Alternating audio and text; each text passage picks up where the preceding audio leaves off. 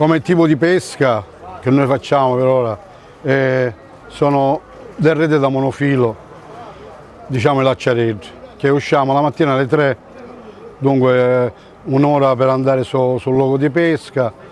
Quando comincia a sorgere il sole, diciamo che fa l'alba bella chiara, tiriamo e facciamo qua, veniamo qua a fare vendita.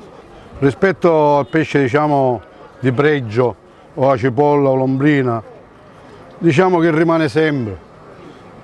Secondo me è perché le persone ormai sono abituate, diciamo, al pesce sbrigativo, una squamata, bollito e via. Qua è più camurrioso perché a scaldare, a fare, a dire, c'è più spine e questo, però per conto mio io lo mangerei sempre.